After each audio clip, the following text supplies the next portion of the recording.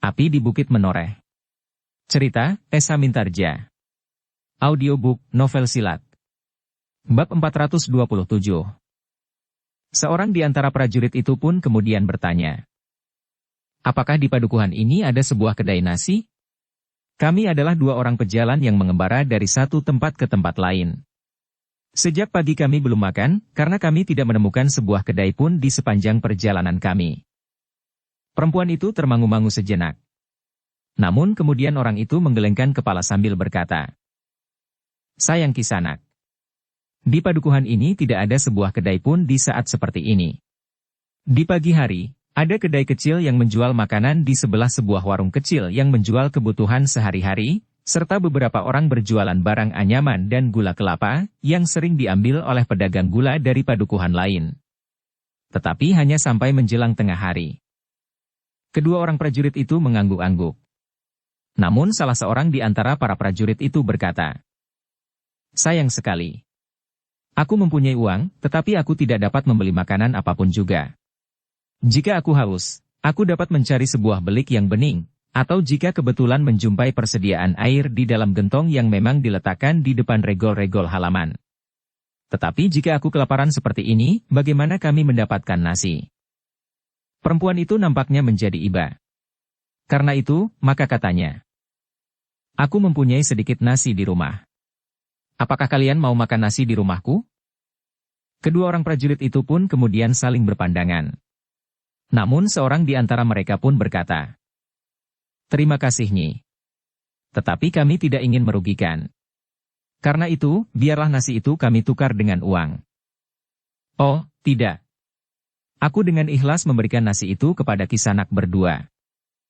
Bukan kami menolak, Nyi, tetapi sudah menjadi ketetapan hati kami untuk tidak berhutang budi dalam pengembaraan kami. Karena itu, jika uang kami ditolak, maka kami terpaksa tidak dapat menerima pemberianmu itu. Tetapi untuk kemurahan hati itu, kami mengucapkan beribu terima kasih." Perempuan itu termangu-mangu sejenak. Sementara itu, salah seorang prajurit itu pun berkata, "Baiklah Nyi. Kami mohon diri. Kami akan meneruskan perjalanan dengan perut yang kelaparan." Perempuan itu memang menjadi ragu-ragu. Namun akhirnya ia berkata, "Baiklah. Aku terima uang Kisanak. Tetapi yang penting bagiku bukan uang Kisanak itu. Tetapi aku tidak dapat membiarkan Kisanak berdua melanjutkan perjalanan dalam keadaan sangat lapar." Kedua orang prajurit itu tertegun. Seorang di antara mereka pun kemudian mengambil sekeping uang dari kantong ikat pinggangnya dan memberikannya kepada perempuan itu. Perempuan itu terkejut. Sambil memandangi uang itu ia berkata, "Ini terlalu banyak Kisanak. Biarlah Nyi. Kami hanya membawa bekal uang." Ternyata dalam keadaan yang paling sulit, uang itu tidak dapat membantu. Ketika kami kelaparan dan kami tidak menemukan kedai, uang itu tidak ada gunanya sama sekali. Perempuan itu masih saja ragu-ragu. Namun kemudian katanya, "Marilah, aku akan menyediakan nasi seadanya." "Terima kasih Nyi. Kami menunggu di sini," jawab salah seorang prajurit. "Maksud Kisanak, aku harus membungkus nasi itu?" bertanya perempuan itu pula. "Jika tidak berkeberatan Nyi," jawab prajurit itu. "Dengan demikian, sebagian akan dapat kami bawa untuk makan malam nanti." Perempuan itu pun kemudian telah masuk ke dalam regol halamannya. Beberapa saat kedua orang prajurit itu menunggu sambil duduk di pinggir jalan. Ketika perempuan itu keluar lagi, maka ia sudah membawa 2 bungkus nasi yang dibungkus dengan daun pisang. Sambil menyerahkan kedua bungkus nasi, perempuan itu pun berkata, "Hanya seadanya. Sayur kacang panjang yang aku petik di kebun belakang." "Terima kasih Nyi, terima kasih," berkata salah seorang prajurit itu sambil mengangguk dalam-dalam. Namun kemudian prajurit itu bertanya, "Tetapi Nyi, nampaknya padukuhan ini sepi sekali. Aku hampir tidak pernah bertemu dengan laki-laki." "Mereka bekerja di Pategalan," jawab perempuan itu. "Bekerja apa Nyi?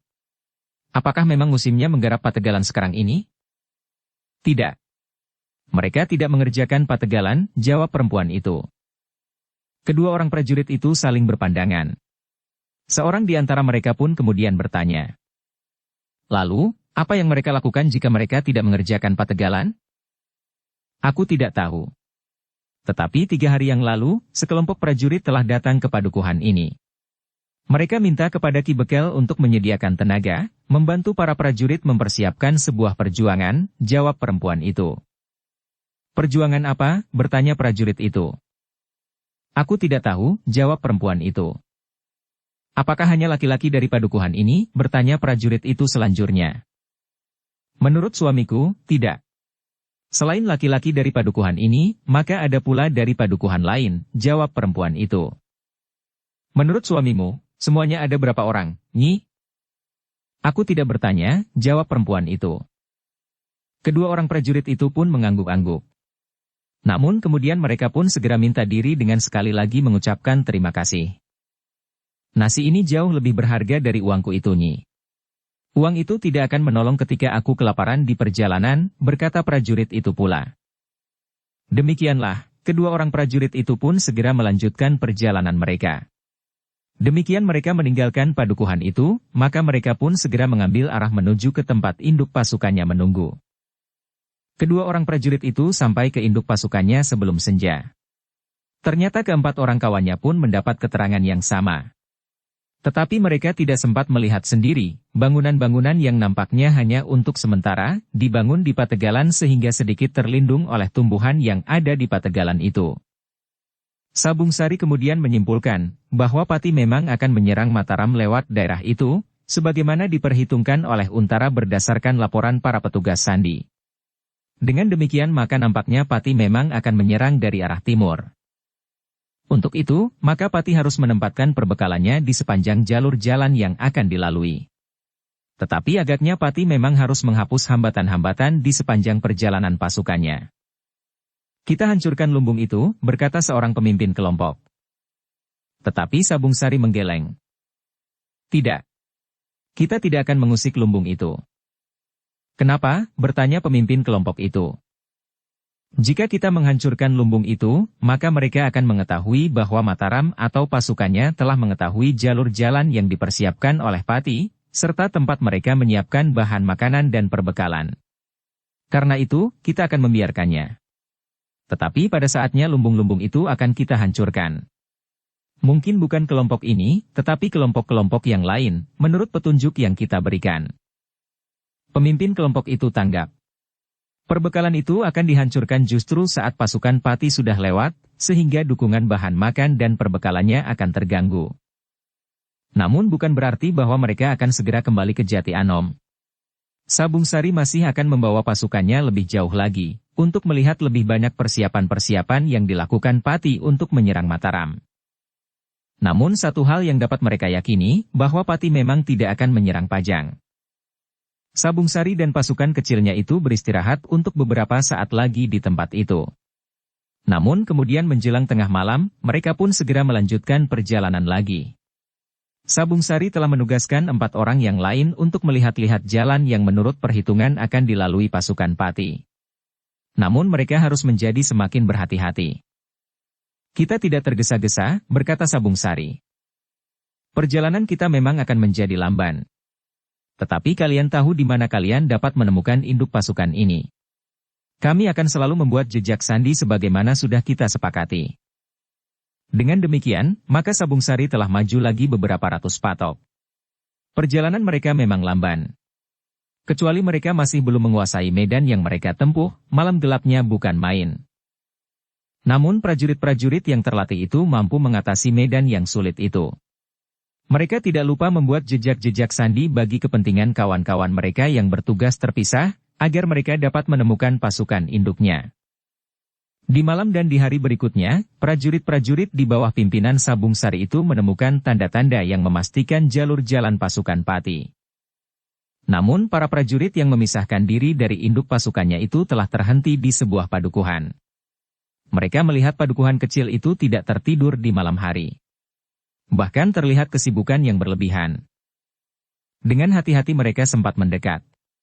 Barulah mereka yakin, bahwa padukuhan itu menjadi tempat pemberhentian prajurit-prajurit Pati, yang nampaknya mendahului untuk mempersiapkan jalur yang akan dilalui. Kanjeng Adipati benar-benar telah mempersiapkan diri sebaik-baiknya, berkata salah seorang dari para prajurit itu. Ya, kawan-kawannya mengangguk-angguk.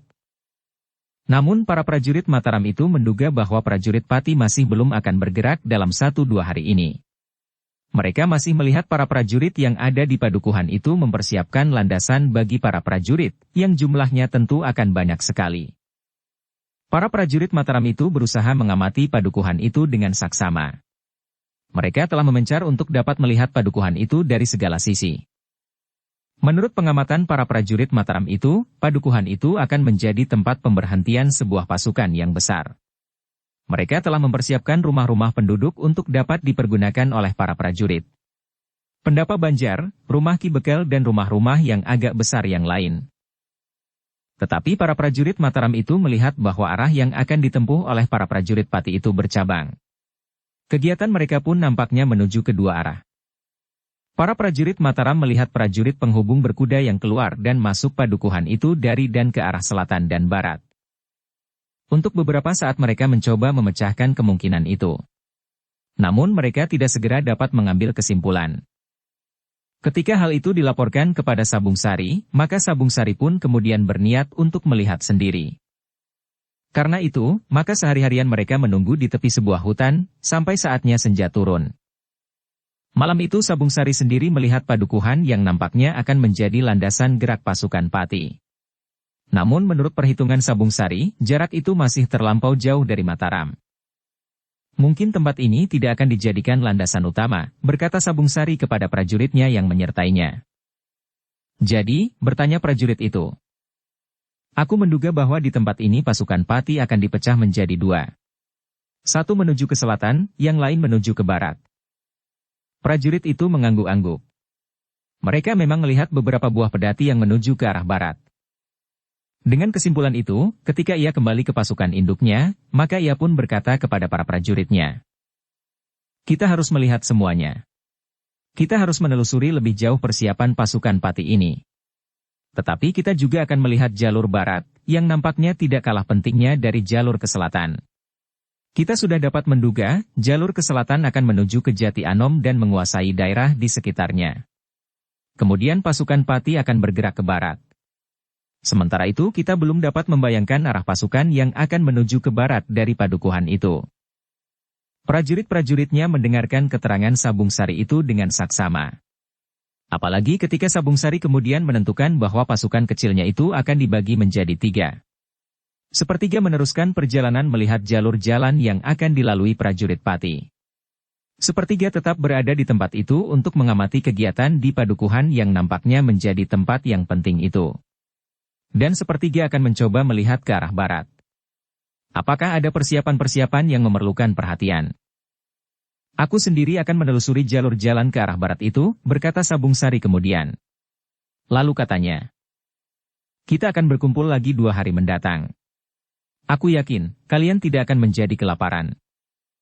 Demikianlah, malam itu juga Sabung Sari dan kelompoknya mulai bergerak. Demikian juga kelompok yang harus melanjutkan perjalanan. Sementara kelompok yang tinggal, mempunyai kesempatan untuk beristirahat. Tetapi bukan berarti bahwa kewajiban mereka menjadi lebih ringan. Mereka harus mengawasi kegiatan-kegiatan yang terjadi di padukuhan itu. Demikianlah, maka ketiga kelompok kecil itu telah berusaha melaksanakan tugas mereka dengan sebaik-baiknya. Sabung Sari yang menelusuri arah hubungan prajurit Pati ke barat, mendapatkan kesimpulan bahwa pasukan Pati akan dibagi 2. Kekuatan utama akan langsung menuju ke Jati Anom dan sekitarnya untuk kemudian bergerak ke barat, sementara yang lain akan mengganggu pemusatan kekuatan Mataram dengan menyerang Mataram dari arah utara. Sementara itu, kelompok yang mengawasi padukuhan yang akan menjadi landasan utama pasukan Pati itu memperkuat dugaan bahwa pasukan Pati memang akan terbagi. Sementara kelompok yang menelusuri jalur berikutnya melihat lalu lintas pasukan yang sibuk. Sabung Sari tidak banyak membuang waktu. Menurut perhitungannya, meskipun tidak dalam 1-2 hari mendatang, tetapi dalam waktu yang dekat Pati akan menyerang. Karena itu, Sabung Sari telah membawa pasukan kecilnya kembali ke Jati Anom, untuk memberikan laporan hasil pengamatan mereka. Seperti saat mereka berangkat, maka mereka pun telah mengambil jalan yang sepi di saat mereka kembali. Mereka pun menempuh perjalanan di malam hari untuk menghindari kemungkinan-kemungkinan buruk yang dapat terjadi. Bahkan kemudian Sabung Sari memutuskan untuk menjauhi jalur jalan yang sudah mereka ketahui di saat mereka berangkat, agar mereka dapat berjalan lebih cepat. Namun ketika mereka sampai di dekat hutan Lungge, mereka terhenti. Di kejauhan mereka melihat perapian di sebuah padang perdu. Dengan berbagai macam pertanyaan di hati, para prajurit Mataram yang ditempatkan di Jati Anom itu memperhatikan api yang memang tidak terlampau besar.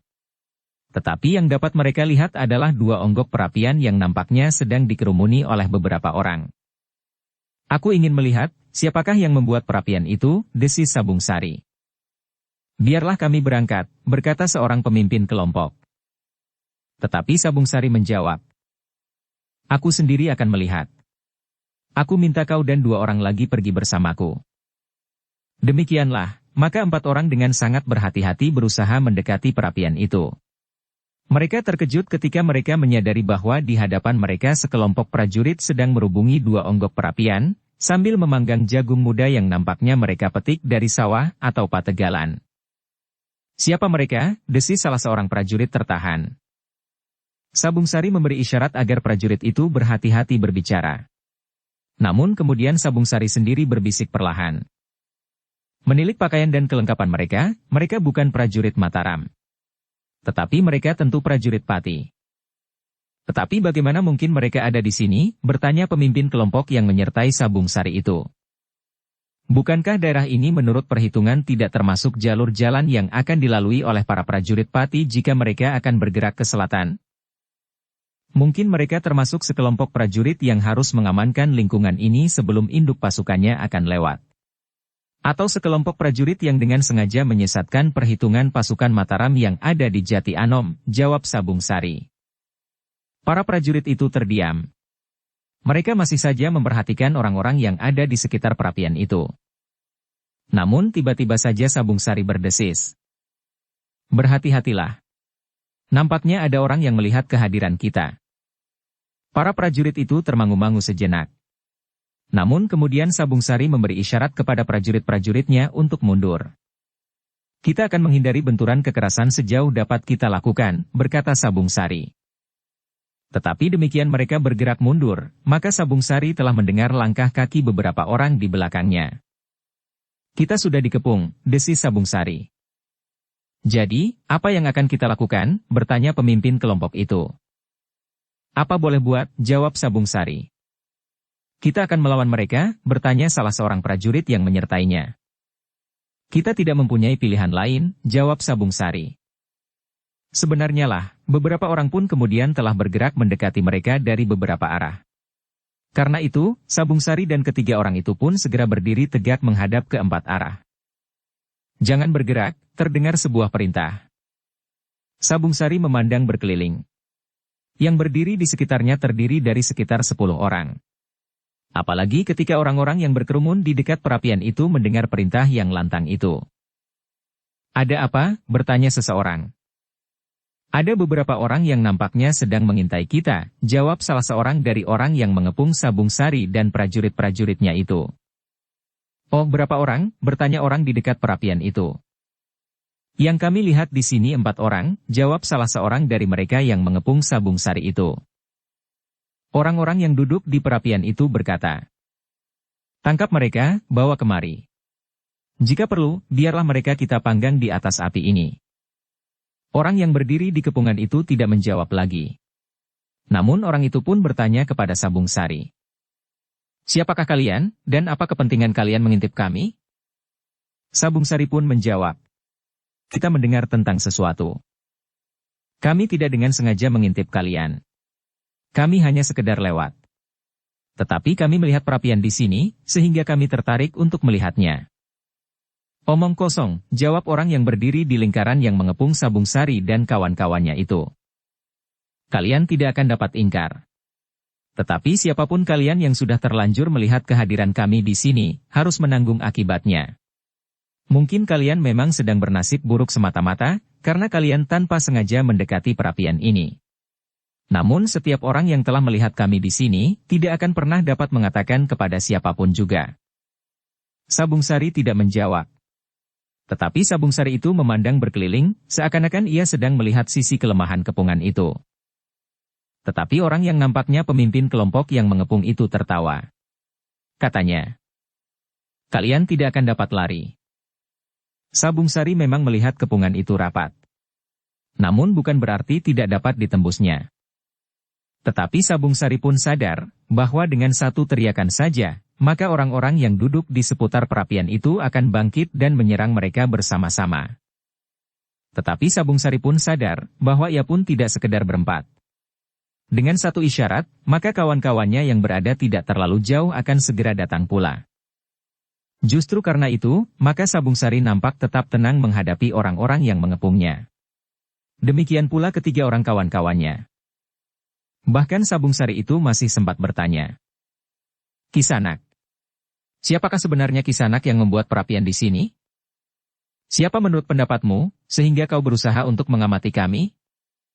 "Sudah aku katakan, kami tidak mengamati kalian. Kami hanya lewat saja di sini." "Baiklah. Siapapun kalian, maka kalian akan kami panggang di atas api itu. Kalian berempat harus dibunuh di sini, agar kalian tidak dapat bercerita tentang kami di sini." "Bagaimana mungkin kami dapat bercerita tentang kalian? Kami memang tidak mengenal kalian dan tidak mengerti apa yang kalian lakukan di sini," berkata Sabung Sari. "Cukup," bentak orang itu. "Sekarang, nasib buruk itu akan menimpa kalian. Kalian tidak usah mencoba melawan. Kami terdiri dari banyak orang. Segala perlawanan akan sia-sia. Perlawanan hanya akan membuat darah kami semakin panas, sehingga kami akan dapat berbuat lebih buruk dari sekedar membunuh kalian." "Jadi kalian akan membunuh kami?" bertanya Sabung Sari. "Ya. Bukankah sudah aku katakan, agar kalian tidak dapat berbicara tentang kami di sini?" Sabung Sari termangu-mangu sejenak. Namun sebelum ia berbuat sesuatu, dilihatnya seorang yang bertubuh tinggi dan agak kekurus-kurusan melangkah mendekatinya, menyibak orang-orang yang mengepungnya. "Kami memang harus membunuh kalian, Kisanak. Kami minta maaf, bahwa kami tidak mempunyai pilihan lain," berkata orang itu.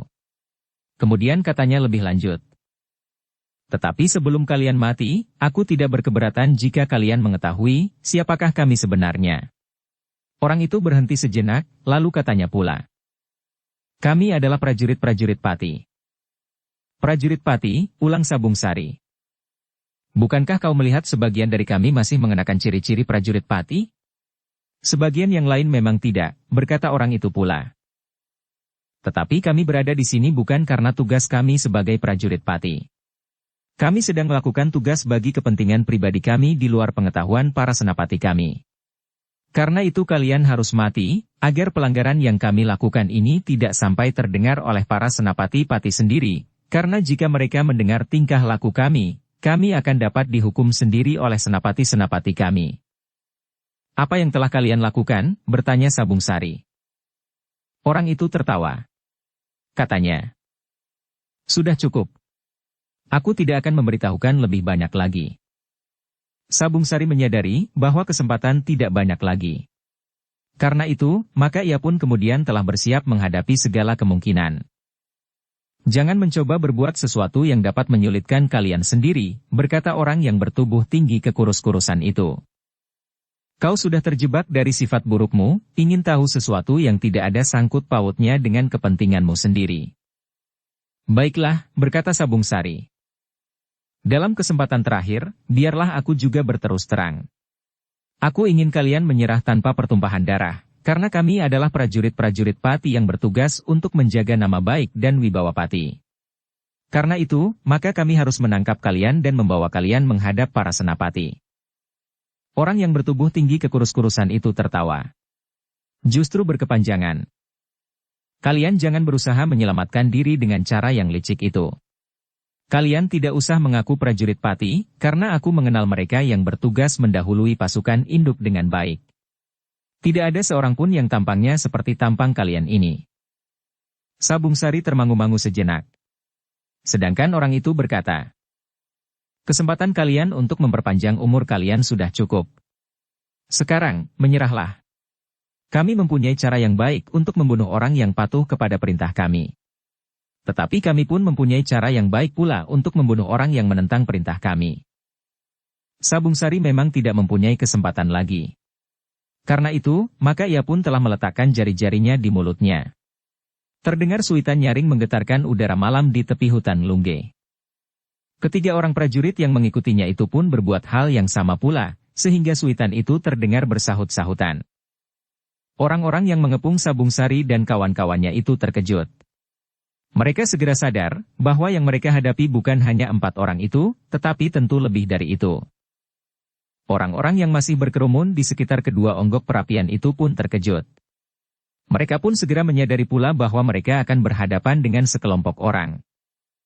Ketika para prajurit Pati itu masih termangu-mangu, maka Sabung Sari pun berkata, "Atas nama pemerintah Mataram, menyerahlah. Aku berjanji bahwa kalian akan diperlakukan sesuai dengan paugeran atas prajurit yang tertawan." "Setan kau," geram orang yang bertubuh kekurus-kurusan. "Kami akan membunuh kalian semua." Ketika orang-orang yang mengepung Sabung Sari dan ketiga orang kawannya itu mulai bergerak, maka orang-orang yang berkerumun di sekitar perapian itu pun segera bangkit. Mereka segera menyadari bahwa mereka ada dalam keadaan bahaya. Mereka mendengar Sabung Sari menyebut dirinya prajurit Mataram. Karena itu, mereka harus segera berbuat sesuatu untuk mengatasinya.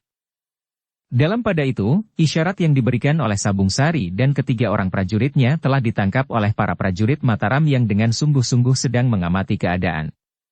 Demikian mereka mendengar isyarat, maka para pemimpin kelompok pasukan Mataram itu segera memerintahkan prajurit-prajuritnya bergerak. Mereka mendekati sasaran dari ketiga arah yang berbeda.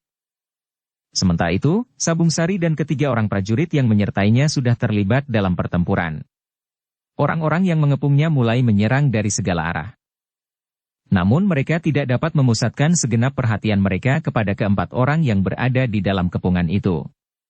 Para prajurit Mataram yang berlari ke arah mereka, telah bersorak-sorak.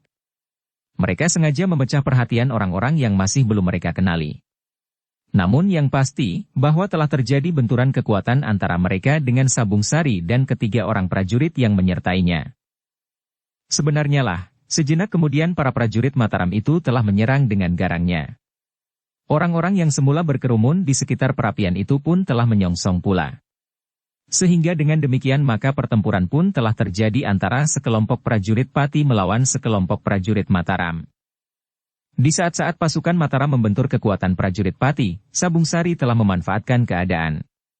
Bersama ketiga prajurit yang menyertainya, mereka telah memecahkan kepungan di sekitar mereka. Sabung Sari dan ketiga prajuritnya itu telah menerobos keluar dari kepungan, dan bahkan kemudian bergabung dengan para prajurit Mataram yang telah datang dari tiga arah itu. "Kita akan menangkap mereka," teriak Sabung Sari. "Mereka adalah prajurit-prajurit Pati." Dalam pada itu pemimpin sekelompok prajurit Pati itu pun berteriak pula. "Kita hancurkan prajurit Mataram itu sekarang." Dengan demikian, maka pertempuran itu pun segera meningkat menjadi semakin sengit. Kedua belah pihak ingin dengan cepat menyelesaikan pertempuran itu. Para pemimpin kelompok dari Mataram yang merasa bahwa jumlah prajurit yang mereka bawa lebih sedikit dari jumlah para prajurit dari Pati, telah mengisyaratkan agar para prajuritnya menyerang dengan mengandalkan kemampuan pribadi mereka. Mereka diisyaratkan untuk menusuk sampai ke jantung perlawanan para prajurit Pati.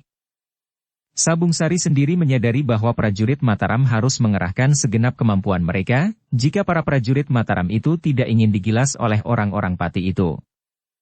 Dengan demikian pertempuran itu pun menjadi semakin seru, tetapi juga menjadi semakin rumit. Prajurit Mataram yang jumlahnya sedikit itu berusaha mengimbangi lawannya dengan kecepatan gerak mereka seorang-seorang.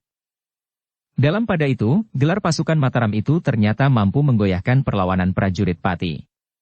Apalagi prajurit Pati yang sedang bertempur itu, sebagian adalah orang-orang baru yang dihimpun dengan tergesa-gesa untuk menyerang Mataram, sehingga mereka belum memiliki tingkat kemampuan yang sama dengan kawan-kawannya yang lebih dahulu berada di lingkungan keprajuritan. Setidak-tidaknya dari segi pengalaman. Dengan demikian, mereka memang menjadi bingung menghadapi para prajurit Mataram yang terlatih baik serta mempunyai pengalaman yang luas pula. Karena itu, satu-satu para prajurit Pati itu pun terlempar dari medan pertempuran. Apalagi mereka yang berada dekat dengan Sabung Sari. Pedang Sabung Sari menyambar-nyambar seperti burung sikatan. Prajurit Pati yang bertubuh tinggi kekurus-kurusan itu beberapa kali meneriakkan aba-aba. Namun prajurit-prajuritnya memang mengalami kesulitan untuk berbuat lebih banyak lagi. Bagi para prajurit yang belum memiliki banyak pengalaman serta latihan yang kurang matang, maka bertempur dalam kegelapan serta tanpa jarak antara lawan dan kawan, membuat mereka kadang-kadang kehilangan kesempatan. Mereka tidak segera mengenali sasaran, namun senjata lawan lebih dahulu telah mematuknya. Pertempuran di tepi hutan Lungge itu rasa-rasanya telah mengguncang udara malam. Sekali-sekali terdengar teriakan nyaring. Sekali-sekali terdengar aba-aba. Namun sekali-sekali terdengar jerit kesakitan. Mereka yang kulit dan dagingnya dikoyak oleh ujung senjata, mengaduh tertahan. Tetapi ada juga yang berteriak mengumpat-umpat, selain mereka yang berusaha untuk menggeretakkan giginya menahan sakit dan kemarahan. Namun dalam pada itu, sejenak kemudian ternyata bahwa para prajurit Mataram memiliki beberapa kelebihan. Mereka memiliki kemampuan pribadi lebih tinggi. Mereka memiliki pengalaman yang lebih luas, serta landasan tekad yang lebih mapan. Para prajurit Mataram itu merasa bertempur untuk melaksanakan tugas dan kewajiban mereka, sementara prajurit Pati justru sedang melakukan penyimpangan dari tugas keprajuritan mereka. Tetapi para pemimpin prajurit Pati masih saja berteriak-teriak. Mereka berusaha untuk mendorong para prajuritnya untuk meningkatkan kemampuan mereka. Tetapi para prajurit Pati itu sudah mengerahkan segenap kemampuan mereka. Mereka memang tidak mampu berbuat lebih dari yang sudah mereka lakukan. Karena itu, perlahan-lahan para prajurit Mataram yang semula jumlahnya lebih sedikit itu kemudian mampu mendesak dan bahkan menguasai lawan-lawan mereka. Orang-orang Pati itu semakin lama menjadi semakin terdesak. Satu-satu mereka kehilangan kesempatan untuk meneruskan pertempuran. Beberapa sosok tubuh terbaring diam. Namun masih ada yang sekali-sekali menggeliat kesakitan. Dukung channel Novel Silat dengan subscribe, follow, like, komen dan share. Sabung Sari juga masih saja memberikan aba-aba bagi para prajurit Mataram, agar mereka tidak mengendorkan pertempuran. Mereka harus dengan cepat mampu menguasai keadaan. Ternyata para prajurit Pati tidak mampu bertahan terlalu lama. Ketika para pemimpin prajurit Pati itu melihat keadaan yang pahit, maka mereka pun segera mengambil keputusan. Seorang dari mereka telah memberikan isyarat. Sebuah aba-aba sandi yang tidak diketahui oleh para prajurit Mataram. Namun para prajurit Mataram itu sudah menduga bahwa aba-aba sandi itu akan menimbulkan perubahan pada tatanan pertempuran. Baru kemudian para prajurit Mataram itu memahami. Aba-aba sandi itu adalah perintah bagi para prajurit Pati untuk melarikan diri dari medan pertempuran. Demikianlah, para prajurit Pati itu telah mempergunakan kesempatan pertama untuk meninggalkan arena.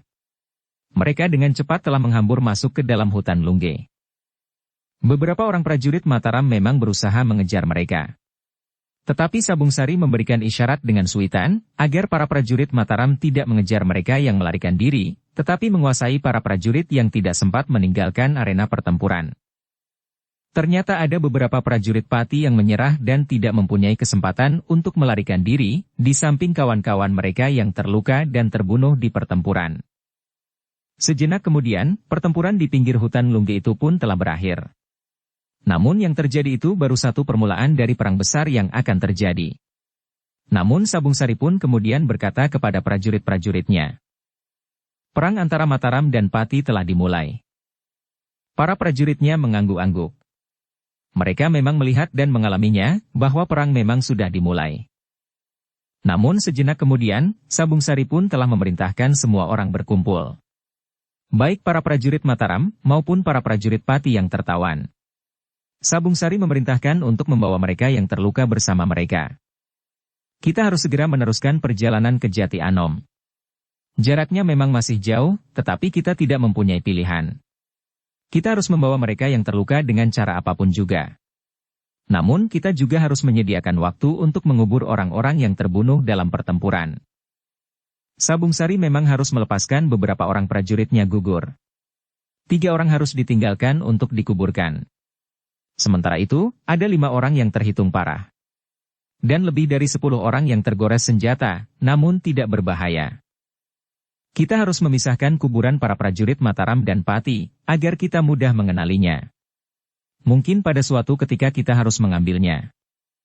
Demikianlah, Sebelum mereka meninggalkan tempat itu, mereka harus mengubur 3 sosok tubuh prajurit Mataram dan 7 sosok tubuh prajurit Pati yang terbunuh di peperangan.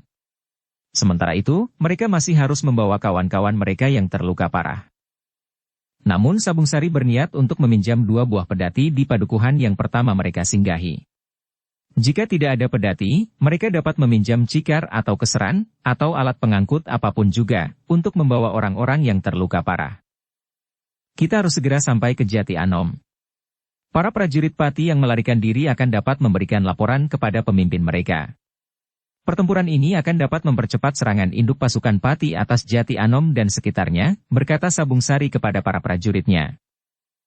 Tetapi seorang tawanan, tanpa diminta, dengan sukarela memberikan keterangan.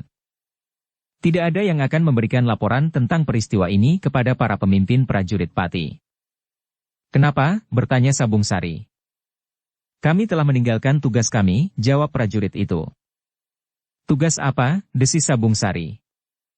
Kami bertugas untuk menjaga lumbung yang dipersiapkan bagi pasukan induk yang bakal lewat. Kami sedang membangun landasan perbekalan. Tetapi sebagian besar dari prajurit yang bertugas telah meninggalkan padukuhan itu atas persetujuan kawan-kawan kami yang lain, yang akan tinggal di lumbung. Bagaimana jika lumbung itu diserang? Katakanlah, kami datang menyerangnya, berkata Sabung Sari. Kami yakin bahwa tidak akan ada pasukan Mataram sampai ke tempat itu. Tetapi kalian lihat, kami ada di sini. Dan sebenarnya kami telah melihat lumbung yang kalian persiapkan di Ngaruaru.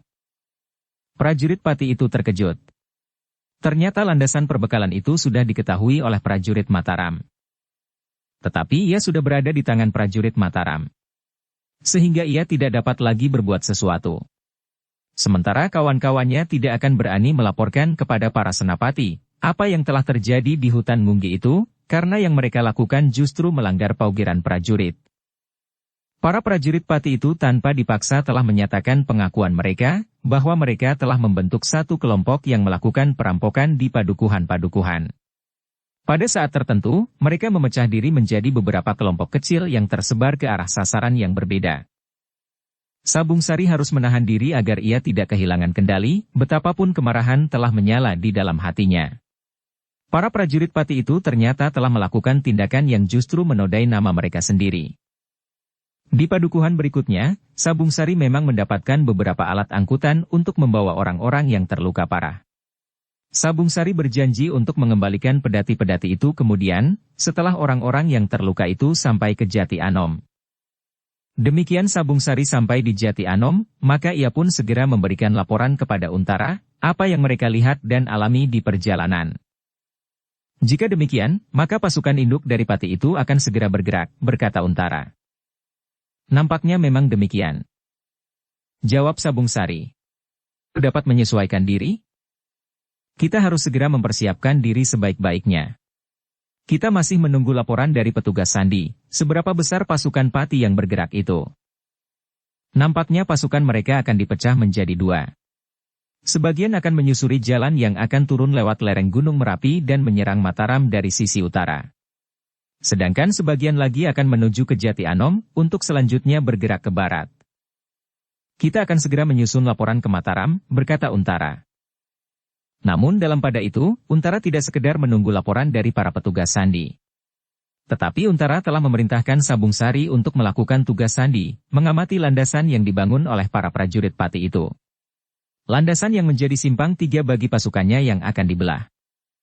Tetapi kalian harus datang lebih dahulu dari pasukan induk dari Pati itu, perintah Untara kepada Sabung Sari dan 4 orang yang dibawanya dalam tugas sandi itu. Satu tugas yang sangat berat, tetapi Sabung Sari harus melaksanakannya. Ia harus kembali menyusuri jalan yang pernah dilaluinya menuju ke Ngaruaru, dan bahkan maju lagi untuk melihat padukuhan yang akan menjadi landasan utama prajurit Pati yang akan membagi diri. Sabung Sari hanya beristirahat 1 hari di Jati Anom. Kemudian ia pun segera bergerak kembali untuk melaksanakan tugas sandinya. Demikian Sabung Sari berangkat, maka Untara telah pergi sendiri ke Mataram dengan 3 orang pengawalnya. Ia ingin langsung memberikan laporan tentang gerakan pasukan Pati kepada Ki Patih Mandaraka. Terutama tentang rencana Pati untuk membagi prajuritnya, sehingga nampaknya Pati akan menyerang Mataram lewat 2 arah. Untara yang telah berada di Mataram, diterima langsung oleh Ki Patih Mandaraka. Dengan sungguh-sungguh Ki Patih mendengarkan laporannya. Terutama tentang kemungkinan Patih membagi pasukannya. Menarik sekali, berkata Ki Patih Mandaraka. Patih mengharap akan mengacaukan pertahanan Mataram. Menurut perhitunganku, pasukan yang datang dari utara akan datang lebih dahulu. Dengan demikian diharapkan Mataram akan menarik pasukannya di garis pertempuran dan menyongsong pasukan Patih ke utara. Namun kemudian induk pasukan Patih akan datang dari timur, menghantam langsung kota raja yang lemah karena pasukan Mataram terpancing menyongsong lawan dari utara. Kita akan menghadap Panembahan Senapati, berkata Ki Patih Mandaraka kemudian. Panembahan Senapati pun ternyata sangat memperhatikan laporan itu. Sementara laporan dari para petugas sandi serta dari Pajang mengatakan bahwa pasukan Patih sudah berada dalam perjalanan. Baiklah, berkata Panembahan Senapati. Kita tidak dapat tinggal diam. Aku perintahkan pasukan ditahan di Jati Anom. Semakin lama semakin baik. Kami harus menyelesaikan pasukan yang datang dari utara. Kami akan berusaha sejauh dapat kami lakukan, Panembahan, jawab Untara. Pasukan yang berada di Ganjur akan ditarik dan diperbantukan ke Jati Anom, berkata Panembahan Senapati. Pasukan yang manakah yang akan bergerak ke utara, bertanya Ki Patih Mandaraka. Apakah kita dapat memerintahkan sebagian prajurit dari kota raja? Sangat berbahaya Angger Panembahan, jawab Ki Patih Mandaraka. Kota raja tidak boleh menjadi kosong, atau menjadi lemah. Mungkin Patih mempunyai cara lain untuk menyusup masuk, selain kedua pasukannya itu. Jadi, menurut Paman, bertanya Panembahan Senapati. Kita menunggu laporan terakhir. Namun dalam pada itu, pasukan khusus yang ada di Tanah Perdikan menoreh, serta sebagian dari pasukan pengawal Tanah Perdikan itu, dapat dipergunakan. Panembahan Senapati mengangguk-angguk. Ia sependapat dengan Ki Patih Mandaraka. Pasukan khusus yang ada di Tanah Perdikan akan dapat ditempatkan di sisi utara, sementara Tanah Perdikan diminta untuk membantu menempatkan sebagian pengawalnya bersama pasukan khusus itu. Demikianlah, Mataram pun telah bersiap menghadapi Patih. Mataram memaklumi ketika Pajang mengisyaratkan untuk menempatkan pasukannya melindungi diri sendiri, sehingga tidak dapat membantu pasukan Mataram secara langsung, sebagaimana pasukan Demak yang tidak terlalu jauh jaraknya dari Patih, di belahan utara. Perintah Panembahan Senapati untuk pasukan khusus yang ditempatkan di Tanah Perdikan menoreh pun segera disampaikan oleh utusan khusus Panembahan Senapati, sekaligus menyampaikan perintah kepada Ki Gede, untuk menempatkan sebagian dari pengawal Tanah Perdikan menoreh untuk menahan pasukan Patih yang akan datang di Mataram dari arah utara. Perintah itu dengan cepat ditanggapi oleh Agung Sedayu dan Ki Gede menoreh. Mereka pun dengan cepat menyiapkan pasukan untuk segera diberangkatkan ke Mataram. Perintah selanjutnya akan diterima langsung dari Ki Patih Mandaraka di Mataram. Di Tanah Perdikan, pasukan khusus yang telah dipersiapkan akan dipimpin langsung oleh Agung Sedayu, sementara para pengawal Tanah Perdikan akan dipimpin oleh Prastawa. Namun atas permintaan Ki Gede, maka Gelagah Putih akan mendampingi Prastawa membawa pasukannya ke Mataram. Ketika pasukan itu berangkat, maka beberapa orang perempuan mengusap matanya yang basah. Ada di antara mereka yang melepaskan suami mereka, ada yang melepaskan anak-anak mereka, dan ada yang melepaskan bakal suami mereka, yang tinggal menunggu saat pernikahannya saja. Namun para pengawal Tanah Perdikan itu sendiri telah berangkat ke Mataram sambil menengadahkan wajah mereka. Mereka sama sekali tidak merasa gentar untuk turun ke medan pertempuran menghadapi prajurit Patih. Namun para pengawal yang tetap tinggal di Tanah Perdikan pun telah diperintahkan untuk mempersiapkan diri sebaik-baiknya. Mungkin Patih atau orang lain yang ingin mengambil keuntungan dari perang yang timbul, telah memasuki wilayah Tanah Perdikan menoreh dengan maksud buruk. Dalam waktu yang singkat, maka pasukan khusus di Tanah Perdikan menoreh serta para pengawal telah berada di Mataram untuk menerima perintah lebih lanjut. Sementara itu di Tanah Perdikan menoreh, Ki Gede telah minta kepada Ki Jayaraga, Sekar Mirah dan Rara Wulan untuk membantu kesiagaan para pengawal. Sementara itu Acana yang sehari-hari berada di Kleringan, menjadi sering berkunjung ke Tanah Perdikan menoreh. Ia pun telah menawarkan diri untuk membantu apa saja jika diperlukan bagi Tanah Perdikan. Dalam pada itu, Mataram memang tidak sekedar menunggu. Tetapi Mataram sudah memerintahkan petugas sandinya untuk mengamati kemungkinan gerak pasukan Pati yang memisahkan diri dan menempuh jalan di lereng Gunung Merapi, untuk mencapai Mataram dari sisi yang lain dari pasukan yang lainnya.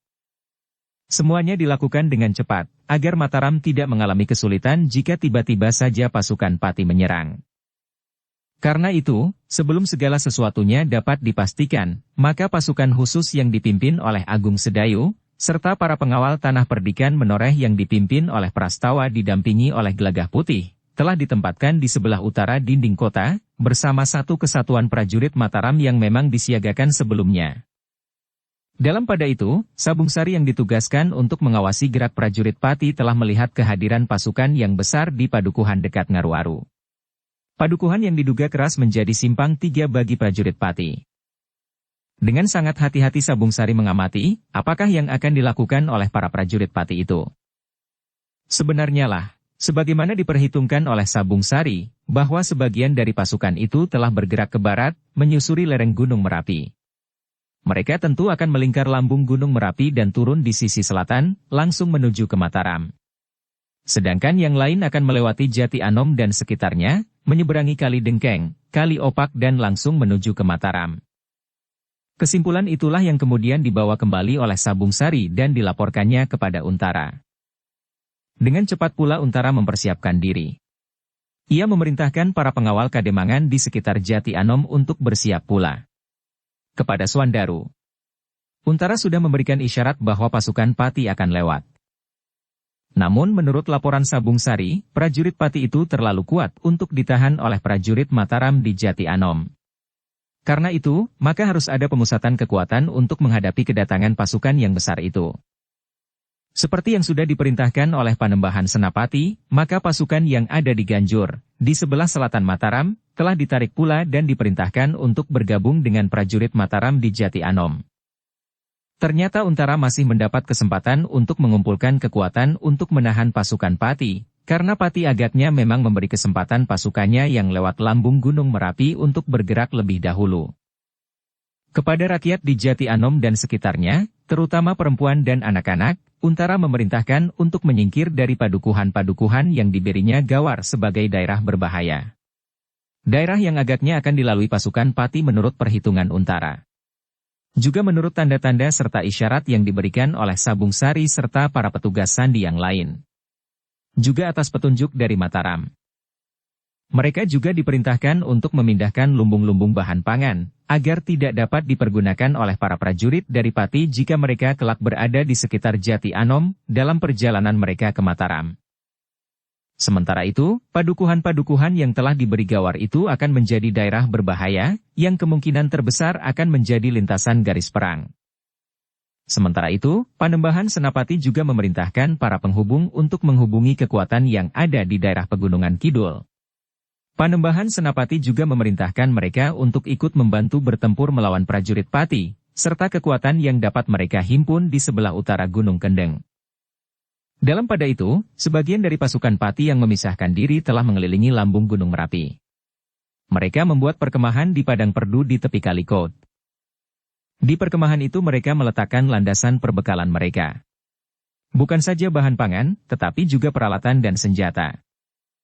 2 orang petugas sandi sempat memberikan laporan tentang gerak prajurit Pati itu kepada Ki Patih Mandaraka.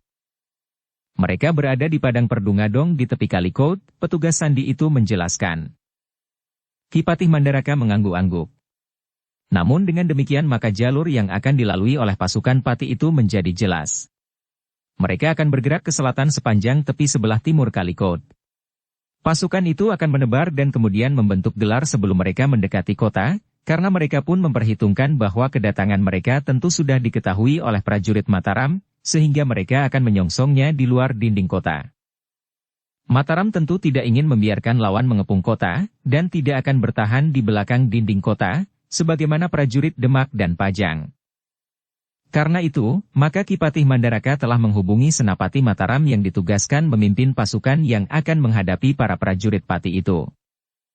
Ki Tumenggung Wirayuda, yang ditunjuk menjadi senapati perang menghadapi lawan yang akan datang dari utara, segera menghadap. Sebaiknya pasukan Mataram jangan menunggu, berkata Ki Patih Mandaraka.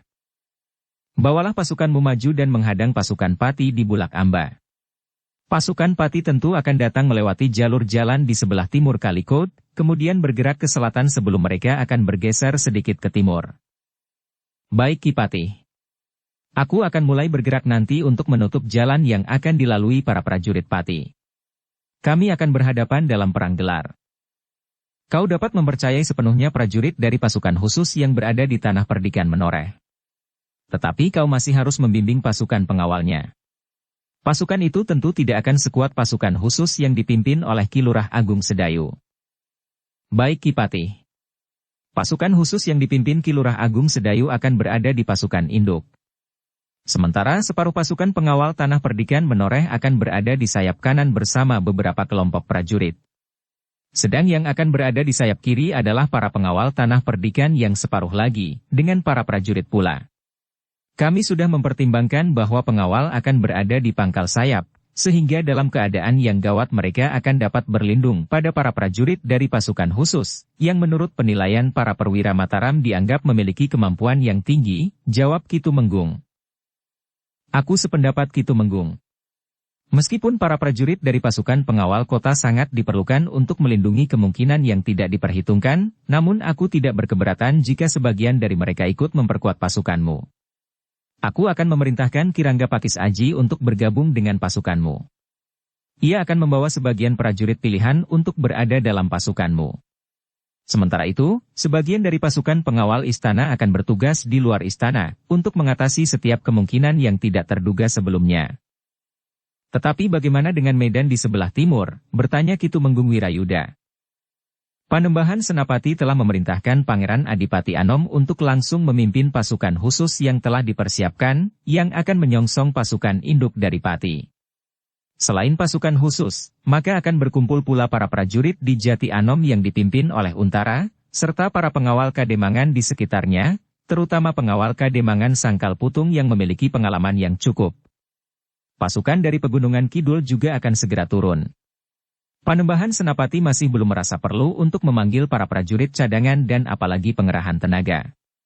Meskipun menurut perhitungan jumlah, pasukan Pati akan jauh lebih banyak, tetapi mereka tidak semuanya terdiri dari para prajurit yang terlatih. Sebagian dari mereka adalah orang-orang yang dapat dikumpulkan di sebelah utara Pegunungan Kendeng. Ki Tumenggung Wirayuda mengangguk-angguk. Seakan-akan kepada dirinya sendiri ia bergumam. Pangeran Adipati Anom sendiri akan tampil di medan perang. Ya. Pangeran Adipati Anom akan membawa pasukan pengawal istana dan pasukan pengawal kota secukupnya, kemudian pasukan khusus berkuda dan prajurit-prajurit pilihan akan menyertainya. Ki Tumenggung Wirayuda mengangguk-angguk. Agaknya segala sesuatunya sudah dipertimbangkan sebaik-baiknya oleh Panembahan Senapati. Demikianlah. Maka perintah terakhir telah diberikan kepada Ki Tumenggung Wirayuda untuk menyiapkan pasukannya dalam kesiagaan tertinggi. Ki Patih Mandaraka menyetujui rencana Ki Tumenggung untuk membawa pasukannya malam nanti menyongsong pasukan Pati yang datang dari arah utara. Kami akan berangkat demikian malam turun. Kami akan berhenti beberapa ratus patok dari perkemahan prajurit Pati. Kami akan bersiap-siap dan mengamati medan sehari penuh besok. Menurut perhitungan kami, lusa kami sudah turun ke medan dengan gelar perang. Jika pasukan Pati tidak bergerak, maka kamilah yang akan bergerak. Kecuali jika prajurit Pati besok sudah mendahului menyerang kami. Berhati-hatilah. Ki Patih Mandaraka berpesan, sebagaimana seorang ayah berpesan kepada anaknya. Ki Tumenggung Wirayuda pun kemudian telah minta diri. Ketika ia meninggalkan kepatihan ia berkata, pasukan Ki Rangga Pakis Aji aku tunggu sebelum senja. Perintah itu tentu sudah diterimanya. Sebelum senja pasukannya tentu sudah bergabung dengan pasukanmu. Demikianlah, maka Ki Tumenggung Wirayuda pun kemudian telah kembali ke pasukannya. Perintah-perintah pun segera disampaikan. Sementara itu, Ki Tumenggung masih menunggu kehadiran pasukan terpilih yang akan dipimpin oleh Ki Rangga Pakis Aji. Ternyata seperti yang dikatakan oleh Ki Patih Mandaraka, sebelum senja beberapa kelompok prajurit terpilih telah berada pula di antara pasukan Ki Tumenggung Wirayuda. Demikian pasukan itu datang serta ditempatkan di tempat yang sudah disediakan, maka Ki Tumenggung telah memanggil para pemimpin dari kesatuan-kesatuan yang ada di dalam pasukannya. Selain Ki Rangga Pakis Aji, hadir pula Ki Lurah Agung Sedayu, Prastawa, Ki Lurah Sernita, dan Ki Demang Kelajoran dan juga Ki Demang Jejeran. Meskipun tidak terlalu banyak, tetapi menurut para Demang itu para pengawal kademangannya cukup terlatih. Dengan dipimpin oleh Ki Demang sendiri, yang masih nampak muda dan tegar, maka para pengawal kademangan itu telah ikut pula dalam pasukan Mataram. Perintah Ki Lurah Sernita memberikan kebanggaan kepada kami, berkata Ki Demang Kelajoran dan Ki Demang Jejeran itu. Kami mengucapkan terima kasih atas kesediaan Ki Demang, berkata Ki Tumenggung Wirayuda. Demikianlah, dalam pertemuan itu Ki Tumenggung telah membicarakan rencana mereka jika mereka pada saatnya akan turun ke medan. Seperti yang direncanakan, maka pasukan khusus dari Tanah Perdikan Menoreh akan berada di induk pasukan. Kemudian pada pangkal sayapnya adalah para pengawal dari Tanah Perdikan Menoreh, pengawal Kademangan Kelajoran dan Kademangan Jejeran. Di ujung-ujung sayap akan ditempatkan para prajurit. Di ujung sayap kanan akan dipimpin oleh Ki Rangga Pakis Aji, sedangkan di ujung sayap kiri akan dipimpin oleh Ki Lurah Sernita. Ki Tumenggung Wirayuda akan berada di paruh induk pasukan sebagai senapati perang, dengan senapati pengapit Ki Lurah Suratapa dan Ki Lurah Uangung.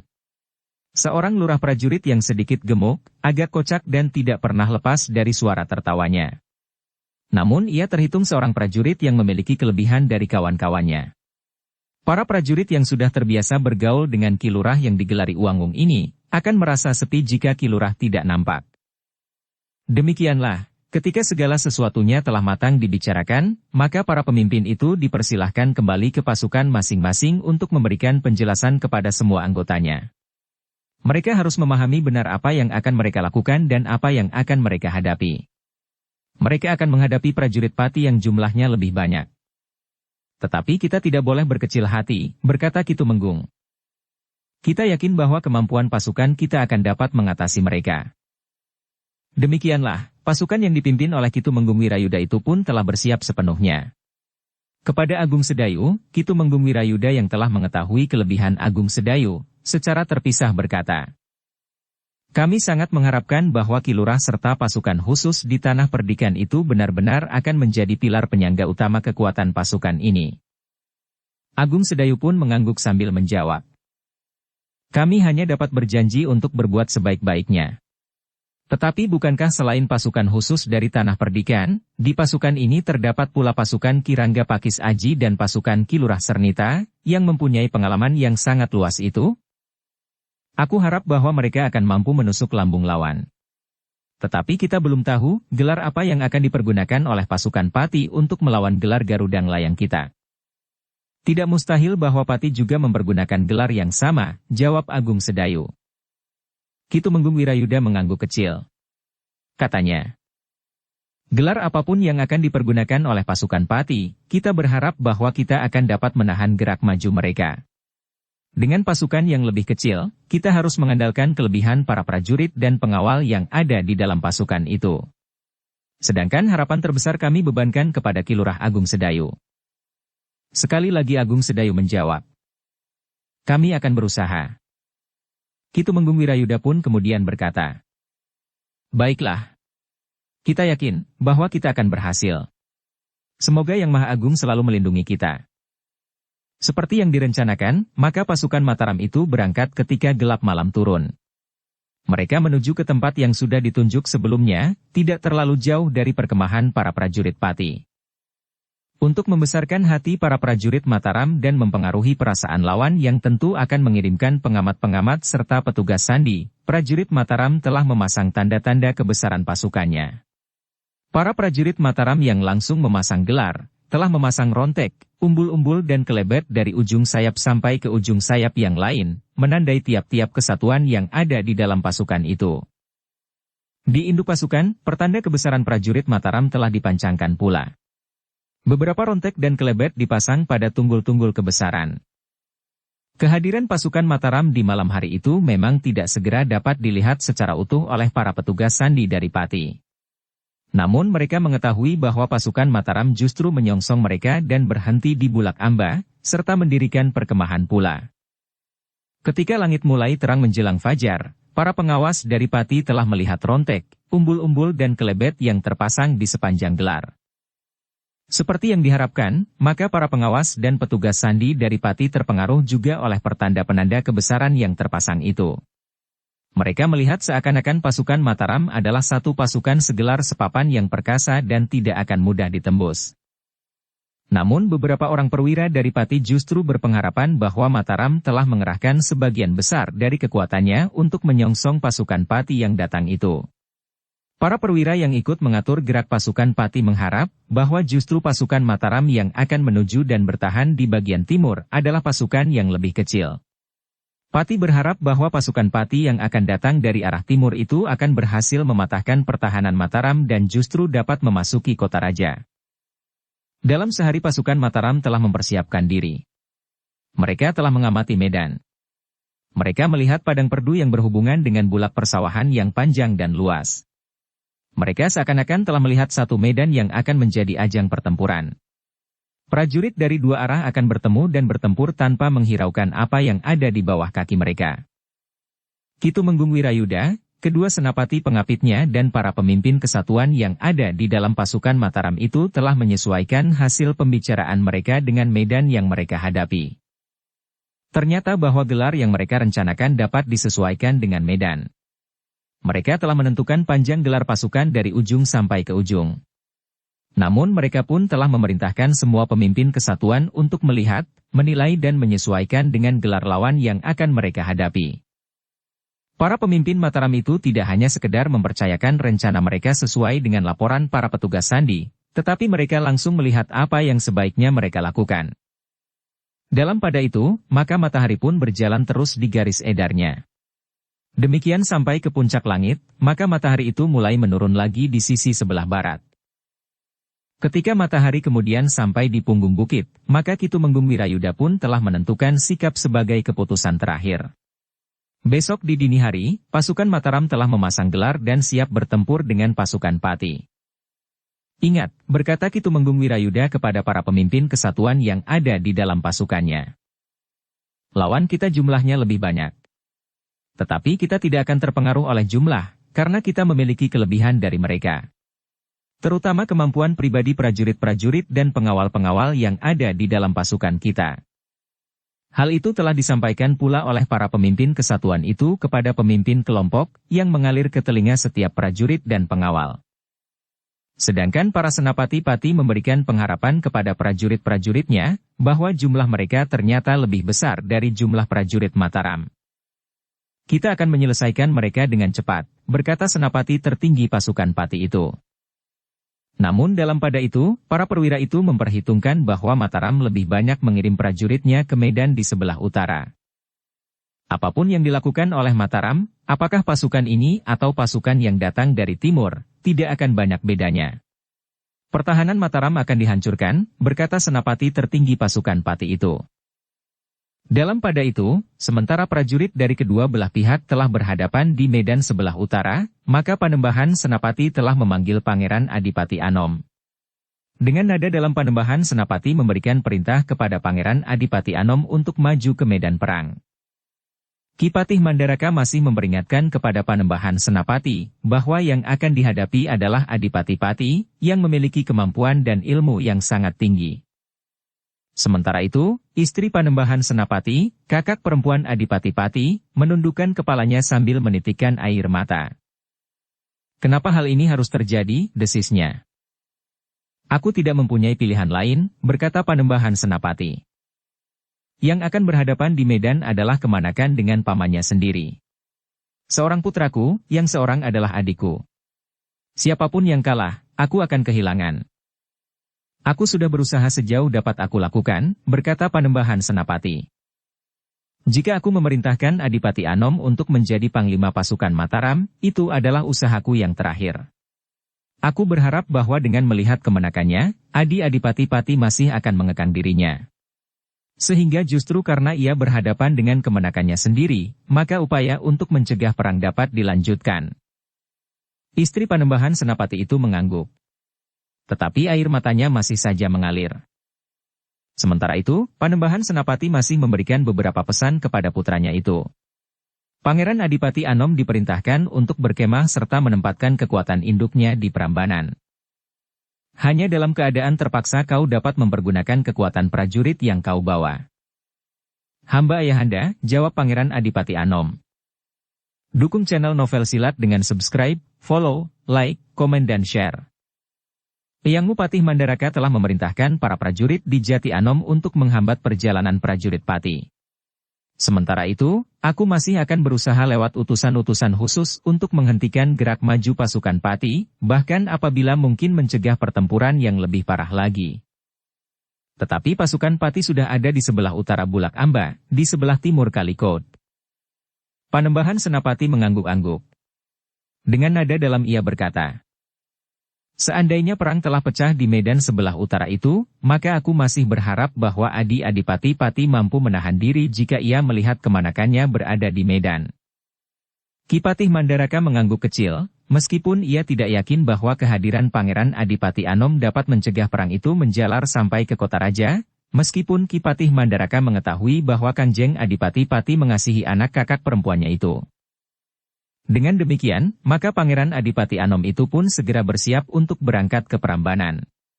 Tugas yang dibebankan di pundaknya itu sudah diketahuinya sejak beberapa hari sebelumnya. Ayahandanya serta Ki Patih Mandaraka telah pernah berunding tentang hal itu dan memanggilnya menghadap. Pangeran Adipati Anom sendiri tidak pernah menaruh keberatan apapun untuk maju ke medan perang. Tetapi ketika ia dihadapkan kepada pamannya sendiri, maka terasa dadanya menjadi berdebar-debar. Bukan karena ia menyadari betapa tinggi ilmu pamannya itu, tetapi karena ia mempunyai hubungan yang akrab sekali dengan Kanjeng Adipati Patih. Namun tugas itu harus dijalankan. Pangeran Adipati Anom sendiri menyadari, kenapa harus dirinya yang tampil di medan. Bukan pamannya Pangeran Mangkubumi, atau yang lain. Ketika saatnya Pangeran Adipati Anom harus berangkat, maka ibunya tidak dapat menahan tangisnya. Dipeluknya Pangeran Adipati Anom, yang sudah dipersiapkan untuk memegang tampuk pemerintahan di Mataram kelak. Ia benar-benar tidak ingin kehilangan anaknya itu. Betapa mungkin anaknya yang masih sangat muda itu harus berhadapan dengan Kanjeng Adipati yang memiliki ilmu yang sangat tinggi. Yang kemudian dapat dilakukan adalah berdoa agar perang dapat dicegah, sehingga Pangeran Adipati Anom tidak harus bertempur melawan Kanjeng Adipati Patih. Sepasukan yang sangat kuat telah siap untuk pergi ke medan perang. Dengan membawa tanda kebesaran yang lengkap, maka Pangeran Adipati Anom turun ke alun-alun di atas punggung kudanya, untuk memeriksa pasukan yang akan menyertainya. Berbagai macam rontek dan umbul-umbul, kelebet dan tunggul-tunggul kebesaran, mengisyaratkan bahwa putra mahkota Mataram turun langsung menyongsong lawan yang akan menyerang Mataram. Demikianlah, maka Pangeran Adipati Anom telah dilepas oleh rakyat Mataram dengan doa dan harapan. Beberapa saat kemudian, maka bende pun telah berbunyi satu kali. Peringatan bahwa semua harus sudah berada di tempat masing-masing. Kemudian bende kedua pun berbunyi. Semua pasukan siap untuk bergerak.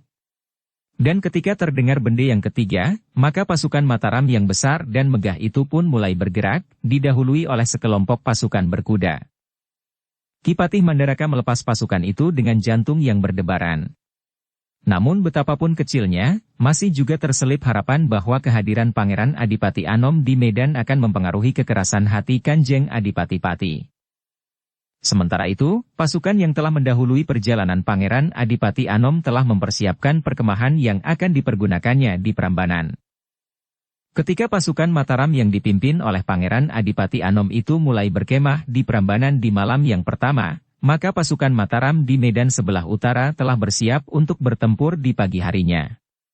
Sejak senja, Ki Tumenggung Wirayuda sudah memerintahkan para prajuritnya untuk beristirahat sebaik-baiknya, karena lewat tengah malam mereka harus sudah bersiap untuk memasang gelar. Sehingga saat fajar menyingsing, mereka sudah siap untuk bertempur dalam perang gelar. Namun pada malam itu juga, pasukan induk Patih telah bergerak pula dari landasan utama, yang juga menjadi simpang tiga dari gerak pasukannya. Ternyata bahwa pasukan Patih memang dipimpin langsung oleh Kanjeng Adipati Patih sendiri. Sebelum tengah malam, pasukan itu sudah melewati Ngaru-Aru, lumbung induk bagi pasukan yang bergerak ke Jati Anom. Namun ternyata pasukan itu tidak berhenti. Pasukan itu bergerak terus di dalam gelapnya malam. Tempur di pagi harinya. Sejak senja, Ki Tumenggung Wirayuda sudah memerintahkan para prajuritnya untuk beristirahat sebaik-baiknya, Karena lewat tengah malam mereka harus sudah bersiap untuk memasang gelar. Sehingga saat fajar menyingsing, mereka sudah siap untuk bertempur dalam perang gelar. Untara telah mendapat laporan tentang gerakan itu. Bahkan hampir setiap saat, ada petugas sandi yang datang kepadanya untuk memberikan laporan tentang gerak pasukan Pati itu. Untara memang tidak mempersiapkan prajuritnya untuk melawan pasukan induk Pati dalam perang gelar. Untara sadar bahwa jika ia melakukannya, akan berarti satu kebodohan baginya. Pasukannya tentu akan dihancurkan oleh pasukan Pati yang besar dan kuat. Karena itu, pasukan Untara akan menyerang pasukan Pati pada saat yang tepat dan tidak dalam perang gelar. Ketika Untara mendapat laporan bahwa pasukan Pati telah melewati Ngaru-Aru, maka Untara pun segera memerintahkan Sabung Sari justru pergi ke Ngaru-Aru.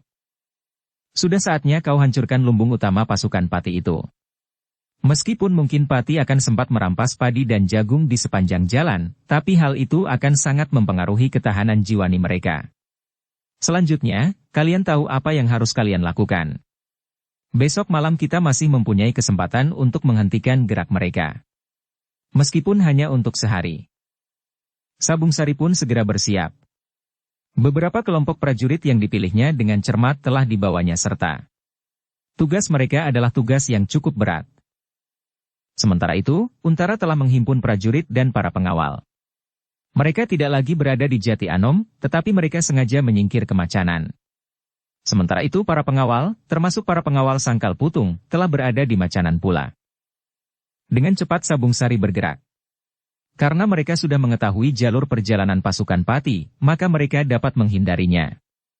Karena jika mereka berpapasan dengan induk pasukan Pati, akan berarti bencana bagi pasukan kecil itu. Bukan itu saja, tugas utama mereka pun akan gagal. Di dini hari Sabung Sari telah mendekati sasaran. Namun Sabung Sari tidak segera berbuat sesuatu. Sabung Sari tidak segera bergerak. Ia masih memberi kesempatan prajuritnya untuk beristirahat beberapa saat lamanya. Menjelang matahari terbit, kita akan menyerang lumbung utama pasukan Pati itu. Tetapi ingat, jangan bermain dengan api. Maksudku, jangan ada yang berusaha membakar lumbung serta persediaan bahan makan yang ada di lumbung itu. Tetapi bukankah semuanya harus kita musnahkan? Bertanya salah seorang pemimpin kelompok. Ya. Tetapi jangan dibakar. Asap yang membubung dapat dilihat dari pasukan Pati, dan akan membuat jantung mereka terbakar pula. Tetapi bukankah kita dengan sengaja membuat mereka gelisah dan berkecil hati? Bertanya pemimpin kelompok yang lain. Berita tentang hancurnya lumbung itu akhirnya tentu akan mereka dengar. Tetapi jika mereka melihat asap api, maka itu akan dapat mendorong mereka untuk melakukan hal yang sama. Kita tahu Jati Anom tidak akan dipertahankan mati-matian, karena hal itu memang tidak mungkin dilakukan. Prajurit Mataram yang berada di Jati Anom memang tidak diperintahkan untuk menghentikan atau berusaha mendesak mundur pasukan Pati, karena hal itu tidak mungkin dilakukan. Tetapi yang harus kita lakukan di Jati Anom adalah menghambat dan mengganggu mereka di sepanjang perjalanan mereka dari Jati Anom sampai ke perkemahan mereka. Nah, jika mereka mulai membakar rumah-rumah yang ada di Jati Anom, akibatnya tentu tidak akan menyenangkan. Para pemimpin kelompok itu mengangguk-angguk. Mereka mengerti maksud Sabung Sari. Namun mereka tidak segera menemukan jalan untuk merusak dan menghancurkan bahan pangan itu. Namun tiba-tiba Sabung Sari bertanya. Apakah kita harus menghancurkan bahan pangan itu? Yang penting adalah pengaruh jiwani bagi para prajurit Pati, karena mereka akan dapat mengumpulkan lagi, bahkan dengan paksa, di daerah-daerah yang mereka lewati. Sehingga pengaruh keadagan dari rencana perebutan lumbung utama itu hanya merupakan sebagian saja dari tujuan tugas pasukan ini. Karena itu, dengan membongkar dan menghambur-hamburkan isi lumbung ke kotak-kotak sawah yang tergenang oleh air berlumpur, aku kira sudah cukup memadai. Bahan pangan yang terendam air tidak akan dapat dipergunakan lagi. Sedangkan yang masih baik, biar sajalah pada suatu saat dipungut lagi. Tetapi hal itu tidak akan dilakukan oleh prajurit Pati. Para pemimpin kelompok itu mengangguk-angguk. Mereka mengerti, jika orang-orang Pati marah karena persediaan bahan makan dan perbekalan mereka dibakar, maka mereka tentu akan membakar pula rumah-rumah penduduk yang tidak tahu menahu persoalannya. Meskipun para penghuni padukuhan-padukuhan di sekitar Jati Anom sudah mengungsi, namun jika rumah mereka terbakar habis, maka sesudah perang selesai mereka akan menderita untuk waktu yang lama. Karena itu, maka Sabung Sari sekali lagi memerintahkan agar para prajurit Mataram tidak membakar lumbung utama itu. Demikianlah, setelah sempat beristirahat sejenak, prajurit Mataram itu pun segera mempersiapkan diri untuk menyerang menjelang matahari terbit. Dua orang yang mendahului pasukan telah memberikan laporan bahwa prajurit yang berjaga-jaga di sekitar lumbung utama itu tidak terlalu banyak. "Apakah jumlah kita memadai?" bertanya Sabung Sari. "Mungkin masih ada prajurit Pati yang tidak dapat kita lihat karena mereka berada di dalam rumah atau terlindung oleh lumbung-lumbung bahan makanan. Tetapi menurut perhitunganku, kita akan dapat menembusnya, karena kita mempunyai kesempatan lebih dahulu di luar perhitungan mereka." Sabung Sari mengangguk-angguk. Dengan pasti ia pun kemudian berkata, "Kita mendekati sasaran sekarang. Sebentar lagi, menjelang matahari terbit, kita akan menyerang." Dengan sangat berhati-hati pasukan yang dipimpin oleh Sabung Sari itu pun kemudian bergerak mendekati sasaran. Mereka datang dari dua arah yang berbeda. Pada saat yang sama, pasukan Mataram yang berada di Bulak Amba pun telah tersusun dalam gelar Garudang Layang yang utuh. Ki Tumenggung Wirayuda yang memimpin seluruh pasukan itu berada di paruh gelar, dengan dua orang senapati pengapit. Ki Lurah Suratapa, dengan senjatanya yang tidak banyak dipergunakan orang. Sebuah tongkat besi dengan kepala besi baja bulat sebesar kepalan tangan. Beberapa orang prajurit pilihan yang ada di paruh pasukan itu adalah prajurit yang bersenjata pedang dengan perisai di tangan kiri. Kemudian di induk pasukan itu telah bersiap pasukan khusus Mataram yang berada di Tanah Perdikan Menoreh, di bawah pimpinan Ki Lurah Agung Sedayu.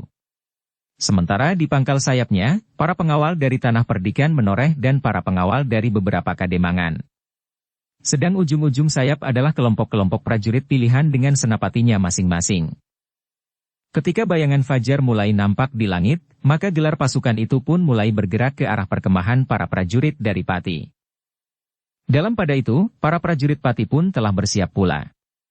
Ternyata mereka pun telah menyusun gelar yang utuh pula. Dengan jumlah prajurit yang lebih banyak, maka Pati telah menyusun gelar Wulan Tumanggal dengan beberapa lapis pasukan di induk gelarnya. Ki Tumenggung Wirayuda yang mendapat laporan tentang gelar lawan, telah mengirimkan pesan kepada kedua senapati yang berada di ujung sayap, Ki Lurah Sernita dan Ki Rangga Pakis Aji. Dua orang perwira yang memiliki kelebihan dari para prajurit yang lain. Berhati-hatilah dengan ujung-ujung sayap gelar lawan. Kedudukan kalian menjadi semakin penting, karena kedua ujung sayap gelar ini akan berhadapan langsung dengan kedua ujung sayap gelar lawan. Ki Lurah Sernita dan Ki Rangga Pakis Aji menyadari pentingnya pesan itu. Jika saja lawannya mempergunakan gelar Gajah Meta atau Cakra Biuha atau bahkan Gedong Minep, maka kedua ujung sayap itu akan dapat menusuk lambung gelar lawan. Tetapi ternyata lawan juga mempergunakan gelar menebar, sehingga ujung-ujung sayap kedua gelar itu akan bertemu sebagaimana induk pasukan. Namun kedudukan induk pasukan pun akan menjadi gawat pula. Pada gelar Wulan Tumanggal, barisan lawan akan berlapis di induk pasukan. Bahkan gelar lawan akan memungkinkan membuka anak gelar di pasukan induknya dengan gelar Jurang Drawah, yang mampu menghisap lawan dan kemudian menenggelamkannya. Tetapi para prajurit di induk pasukan adalah prajurit Mataram dari pasukan khusus, yang tentu tidak akan mudah terpancing oleh gelar yang sudah dipahami sebelumnya.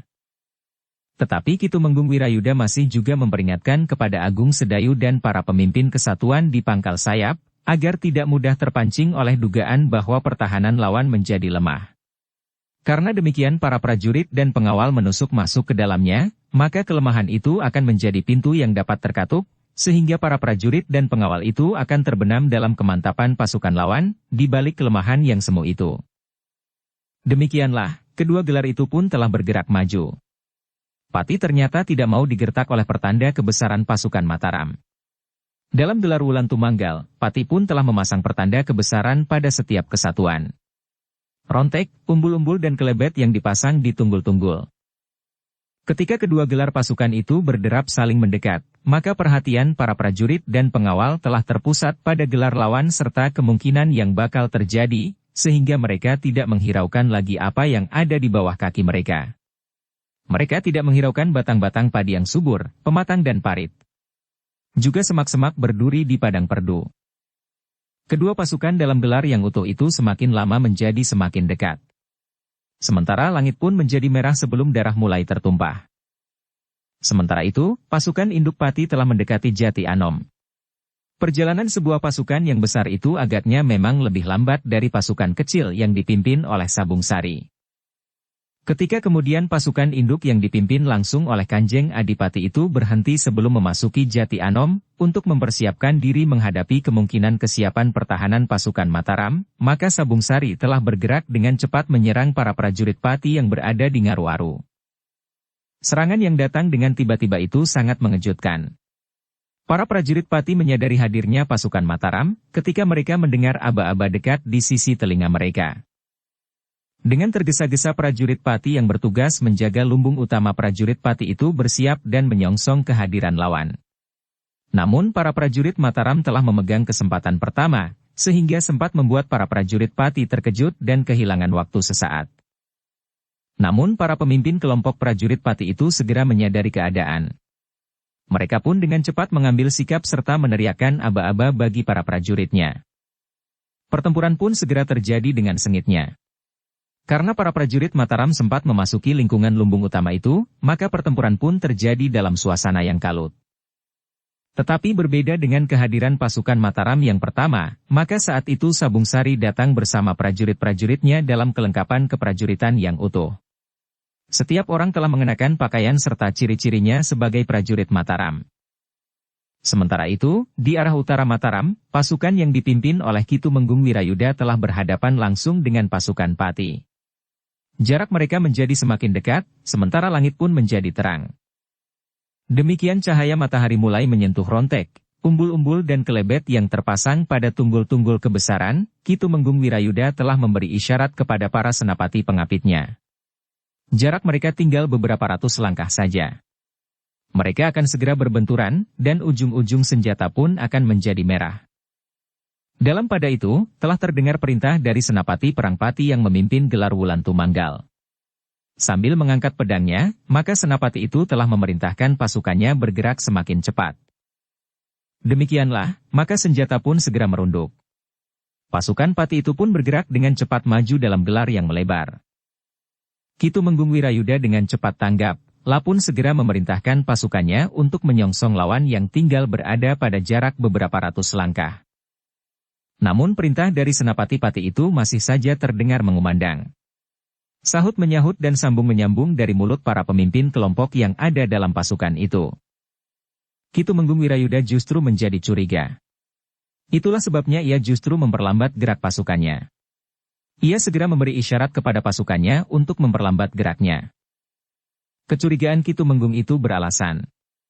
Pada jarak beberapa ratus langkah, ia melihat gerak yang aneh pada gelar lawan. Apalagi sejak semula ia melihat gelar lawan yang melebar itu meskipun nampak utuh, tetapi tidak sempurna.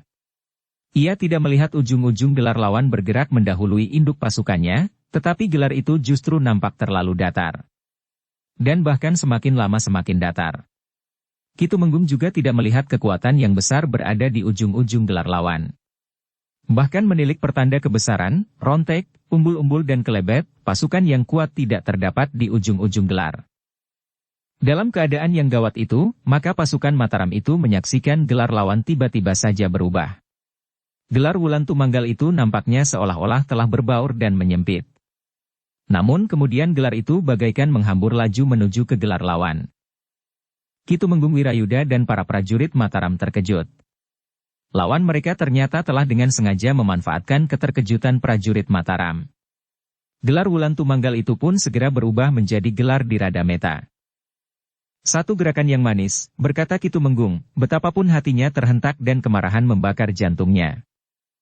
Tetapi Ki Tumenggung sama sekali tidak berniat merubah gelarnya. Namun ia harus menanggapi perubahan gelar lawan, agar induk pasukannya tidak dihancurkan oleh gelar Gajah Meta yang memusatkan serangannya pada sasaran yang dipilih. Kepada senapati pengapitnya Ki Tumenggung berkata, pasukan ini harus menjadi lentur. Jangan bertahan. Beri kesempatan kepada saya pasukan untuk mengambil sikap. Perintah itu segera sampai ke telinga Agung Sedayu, sehingga Agung Sedayu pun segera memerintahkannya kepada prajurit-prajuritnya agar mereka bertempur dalam gerak yang lentur. Kemenangan tidak terletak di saat pertempuran dimulai. Tetapi pada saat pertempuran diakhiri, berkata Agung Sedayu kepada para pemimpin kelompoknya lewat para penghubung. Sementara itu, para penghubung pun dengan tergesa-gesa telah menyampaikan perintah Ki Tumenggung Wirayuda kepada para senapati di sayap pasukan dan di ekor gelar, agar tanggap pada keadaan. Para senapati di ujung sayap gelar Garudang Layang mengerti maksud Ki Tumenggung Wirayuda dengan pesannya. Mereka pun segera berusaha untuk menempatkan diri dalam kedudukan sebagaimana mereka menghadapi gelar Gajah Meta, yang memusatkan sasarannya pada bagian tertentu gelar Garudang Layang itu. Demikianlah, sejenak kemudian kedua gelar itu pun telah berbenturan. Gelar Gajah Meta yang menempatkan kekuatan terpilihnya pada ujung belalai dan dua ujung gadingnya, telah langsung menyergap induk gelar Garudang Layang. Untuk menghadapi gelar itu, maka Agung Sedayu telah mempersilahkan Ki Tumenggung Wirayuda pada kedudukan yang sebenarnya bagi seorang panglima yang memimpin gelar itu. Agung Sedayu telah mempersilahkan Ki Tumenggung Wirayuda untuk berada di bagian kepala gelarnya, sementara Agung Sedayu telah menempatkan diri di paruh gelar. Ki Tumenggung Wirayuda yang mengenal Agung Sedayu dengan baik serta mengenal kemampuannya yang sangat tinggi, tidak menolak. Sementara itu, ia telah memerintahkan kedua senapati pengapitnya untuk menahan gerak maju kedua ujung gading gelar lawan. Namun sekali lagi Agung Sedayu sempat memperingatkan agar pasukannya itu bertempur dalam gerak yang lentur, untuk menghindari benturan yang keras dengan gelar lawan yang sangat kuat dan jumlah yang lebih banyak itu. Benturan kedua gelar itu memang menggetarkan. Prajurit Pati yang merasa jumlahnya lebih banyak, serta menganggap bahwa perubahan gelarnya dapat membingungkan pasukan Mataram, telah dengan dada tengadah menempuh induk pasukan gelar Garudang Layang. Ternyata arus serangan gelar lawan yang menyempit itu memang mampu mengguncang pertahanan pasukan Mataram. Tetapi seperti yang diperintahkan oleh Ki Tumenggung Wirayuda, maka pasukan Mataram bertempur dalam kedudukan yang lentur. Itulah sebabnya, maka induk pasukan Mataram tidak membendung serangan pasukan Pati seperti bendungan yang menahan arus banjir bandang yang melanda. Cara yang demikian akan dapat membuat bendungan itu pecah. Karena itu, maka Agung Sedayu dan pasukan khususnya telah memberikan isyarat untuk bertahan sambil bergerak surut. Para prajurit Pati yang menghantam gelar lawan dengan sepenuh kekuatan, segera bersorak. Mereka yakin akan segera dapat memecah pasukan Mataram, yang dalam saat yang pendek telah dapat didesak mundur. Sebenarnya harga diri para prajurit Mataram telah tergetar. Namun sebagai seorang prajurit mereka harus menempatkan diri dalam kesatuan. Meskipun secara pribadi mereka sama sekali tidak berniat bergerak mundur, tetapi isyarat telah diberikan. Mereka pun teringat pesan Agung Sedayu, bahwa kemenangan sebuah pertempuran tidak terletak pada bagian permulaan. Tetapi pada saat pertempuran itu berakhir. Dalam pada itu, para pengawal yang berada di pangkal sayap dan bahkan ujung gelar, telah menyesuaikan diri. Bahkan serangan lawan dalam gelar yang lebih sempit dan padat itu merupakan tekanan yang berat pada pangkal sayap gelar Garudang Layang. Sehingga gerak mundur dari gelar itu dalam keseluruhan akan memberikan kesempatan para pengawal di pangkal sayap itu untuk berbenah diri. Dalam pada itu, Ki Lurah Suratapa dan Ki Lurah Uangwung telah bergerak ke pangkal sayap yang justru harus berhadapan dengan ujung-ujung gading gelar Gajah Meta, yang juga disebut gelar Dirada Meta itu. Namun gelar Garudang Layang itu masih saja harus bertempur sambil bergerak mundur. Tetapi kedua ujung sayap gelar Garudang Layang yang tidak langsung berhadapan dengan lawan, karena gelar lawan yang sempit, tidak mundur secepat gerak induk pasukannya. Ujung-ujung gelar itu justru membuat gerakan seolah-olah sayap seekor burung yang sedang berlaga. Kedua sayap itu pun kuncup dan langsung menghantam lambung gelar Dirada Meta. Gerak inilah yang pernah disebut-sebut Ki Tumenggung Wirayuda ketika ia mengatur gelarnya. Ki Tumenggung justru memperingatkan bahwa lawannya akan bertempur dengan gelar yang melebar sebagaimana gelar Garudang Layang. Waktu itu Ki Tumenggung menganggap kedudukan ujung sayap itu menjadi sangat penting. Namun pada waktu itu, para senapati di ujung sayap itu pun telah memikirkan kemungkinan untuk menyerang lambung jika lawan mempergunakan gelar yang sempit. Ternyata gelar lawan mereka telah berubah. Karena itu, maka serangan lambung itu kembali menjadi pilihan. Serangan kedua ujung sayap itu ternyata memang sudah diperhitungkan. Lambung gelar Gajah Meta itu telah dilapisi dengan kekuatan yang bukan saja besar dari segi jumlah, tetapi juga dengan prajurit yang memiliki kemampuan yang tinggi. Namun ujung-ujung sayap gelar Garudang Layang itu terdiri dari prajurit-prajurit pilihan. Demikian burung Garuda itu menggeliat dan mengatupkan sayapnya, maka pasukan Pati itu mulai merasa mendapat perlawanan yang berat. Serangan prajurit Mataram atas lambung gelar Gajah Meta itu benar-benar berpengaruh atas gerak maju pasukan Pati. Karena belalai dan ujung-ujung gadingnya masih saja bergerak maju, sementara pasukan lambungnya harus bertahan, maka gelar Gajah Meta itu pun menjadi semakin sempit. Tetapi senapati tertinggi pasukan Pati itu dengan cepat mengambil sikap. Ia mulai mengendalikan gerak maju pasukannya. Sementara itu ekor gelar Gajah Meta itu harus dengan cepat mengisi kekosongan, sehingga gelar itu akan tetap menggelembung. Namun bagaimanapun juga, benturan kedua gelar itu telah memberikan kesan bahwa gelar pasukan Mataram telah terdesak mundur, sehingga para prajurit Pati merasa berhasil mengejutkan prajurit Mataram dengan permainan gelar. Tetapi gerak lentur gelar pasukan Mataram itu ternyata telah berhasil memelihara keutuhannya di induk pasukan. Kepala dalam gelar Garuda Layang itu tidak terpecah oleh hentakan kekuatan gelar di Rada Meta yang garang itu, meskipun harus bergerak mundur dan mundur lagi.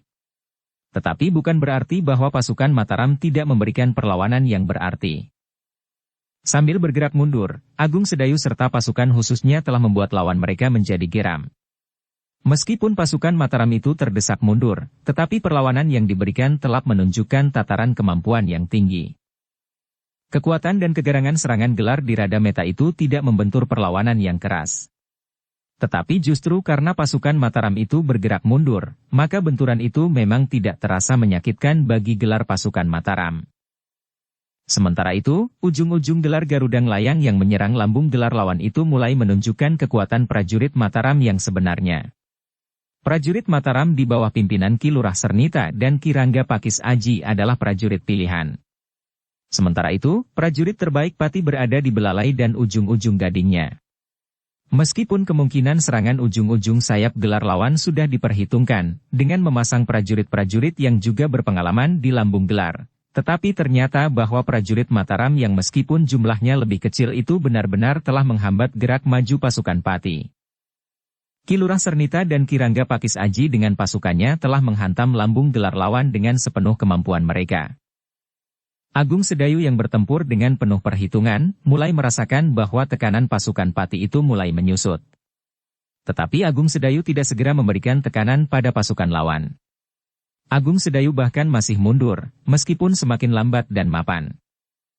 Ketenangan Agung Sedayu serta perhitungannya yang cermat justru membuat Agung Sedayu tetap mengambil keputusan untuk bergerak mundur terus. Ki Tumenggung Wirayuda yang berada di belakang paruh pasukannya itu mengerti sepenuhnya perhitungan Agung Sedayu, sehingga karena itu ia tidak memberikan perintah lain. Dengan gerak mundur yang masih dilakukan oleh Agung Sedayu, maka kepala gelar lawannya yang merasa mampu mendesak pasukan Mataram itu masih bergerak maju terus. Tetapi sementara itu lambung gelarnya mulai tertahan oleh ujung-ujung sayap gelar pasukan Mataram.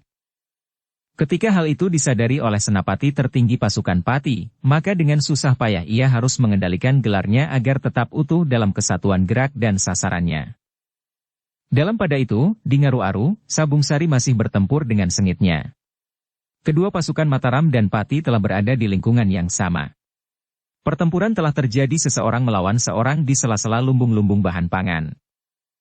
Kesempatan pertama bagi para prajurit Mataram saat menyerang tempat itu dengan tiba-tiba, memberikan banyak keuntungan.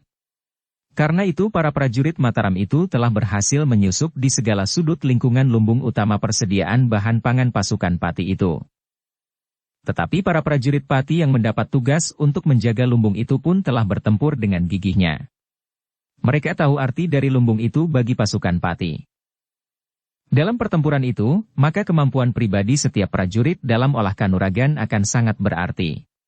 Dalam pertempuran yang terjadi di Pategalan sekitar lingkungan lumbung utama, bahkan di antara bangunan-bangunan sederhana yang penuh dengan bahan pangan itu, para prajurit dari kedua belah pihak tidak dapat menggantungkan diri pada kelompok mereka masing-masing.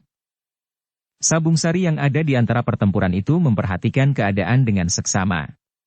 Ia melihat beberapa orang prajuritnya berhasil menghentikan perlawanan lawannya. Tetapi ia pun melihat beberapa orang prajuritnya yang terluka. Ketika Sabung Sari melihat seorang perwira Pati yang bertempur dengan garangnya dalam tataran ilmu yang tinggi, maka Sabung Sari tidak menunggu lebih lama lagi. Orang itu akan dapat mengacaukan perlawanan para prajurit Mataram. Karena itu, maka Sabung Sari pun dengan cepat mendekati orang yang sedang menghadapi dua orang prajurit Mataram itu. Namun orang itu justru berhasil mendesak kedua prajurit itu. Sabung Sari yang telah terlepas dari lawannya setelah lawannya itu tidak mampu lagi mengangkat senjatanya, kemudian telah berada di dekat perwira dari Pati itu. Kepada kedua orang prajurit Mataram itu, Sabung Sari berkata, "Tinggalkan orang itu. Aku akan menghadapinya." Perwira Pati itu meloncat surut untuk mengambil jarak. Dipandanginya Sabung Sari sekilas. Kemudian katanya, "Kaukah yang memimpin prajurit Mataram yang dengan licik menyerang kami?" "Iya," jawab Sabung Sari. Namun ia pun kemudian bertanya, "Tetapi apakah kami dapat dianggap licik?" "Kau menyerang dengan diam-diam," jawab perwira dari Pati itu. Sabung Sari bergeser setapak ketika lawannya itu juga bergeser. Ujung senjata lawannya itu mulai bergetar, sementara Sabung Sari pun berkata, "Bukan kami yang licik. Tetapi kalian menjadi lengah." Perwira dari Pati itu tidak berbicara lebih banyak lagi. Sementara prajurit-prajuritnya harus bertempur dengan mengerahkan segenap kemampuannya. Ketika perwira itu mulai mengayunkan senjatanya, maka Sabung Sari pun telah bersiap sepenuhnya untuk mengatasinya. Demikianlah, sejenak kemudian keduanya telah terlibat dalam pertempuran. Senjata mereka pun berputar dengan cepat. Terayun dan mematuk dengan cepat ke arah dada. Namun ternyata keduanya adalah prajurit-prajurit yang tangkas. Keduanya memiliki kemampuan yang tinggi, sehingga dengan demikian pertempuran itu pun berlangsung dengan sengitnya. Sementara keduanya bertempur, maka para prajurit pun telah bertempur pula di segala sudut lingkungan lumbung utama itu. Namun semakin lama prajurit Pati itu pun menjadi semakin mengalami kesulitan. Prajurit Mataram seakan-akan berada di segala tempat. Mereka menyerang dengan tiba-tiba, melumpuhkan lawan dan kemudian mencari lawan yang baru. Meskipun prajurit Pati lebih memahami medan, tetapi kadang-kadang mereka terkejut ketika tiba-tiba saja muncul prajurit Mataram meloncat menyerang. Perwira yang memimpin prajurit Pati mempertahankan lumbung utama itu menjadi semakin marah ketika ia menyadari keadaan para prajuritnya. Karena itu, maka ia pun semakin meningkatkan serangan-serangannya. Ia ingin segera mengakhiri perlawanan pemimpin pasukan Mataram itu, sehingga ia akan dapat berada di antara prajurit-prajuritnya untuk membinasakan pasukan Mataram yang datang menyerang itu. Namun ternyata lawannya adalah Sabung Sari. Ia bukan saja seorang yang memiliki kelebihan dalam ilmu keprajuritan, tetapi Sabung Sari adalah seorang yang ketika memasuki dunia keprajuritan sudah membekali dirinya dengan ilmu yang tinggi. Karena itu, maka usaha perwira dari Pati untuk segera menundukkan Sabung Sari itu tidak dapat dilakukannya. Bahkan kemudian ternyata bahwa Sabung Sari justru telah berhasil mendesaknya. Karena itu, perwira yang memimpin prajurit Pati mempertahankan lumbung utama itu telah meningkatkan perlawanannya, dan sekaligus memberikan aba-aba sandi bagi prajurit-prajuritnya yang ada di sekitarnya. Dalam pada itu, tiba-tiba saja 3 orang prajurit Pati telah berloncatan berlari mendekati pertempuran antara pemimpinnya melawan Sabung Sari. Sementara itu, beberapa orang prajurit yang lain telah mengambil alih lawan-lawannya. Bahkan 1-2 orang prajurit yang bertempur di antara bangunan-bangunan di lingkungan lumbung utama itu, berusaha untuk menanggapi aba-aba sandi itu. Tetapi lawan-lawan mereka berusaha untuk tetap menahan mereka dalam pertempuran. Meskipun para prajurit Mataram tidak mengetahui maksud isyarat sandi itu, namun mereka menduga bahwa isyarat sandi itu akan mempengaruhi jalannya pertempuran. Bersambung ke bab 428. Dukung kami dengan subscribe, follow, like, komen dan share. Terima kasih.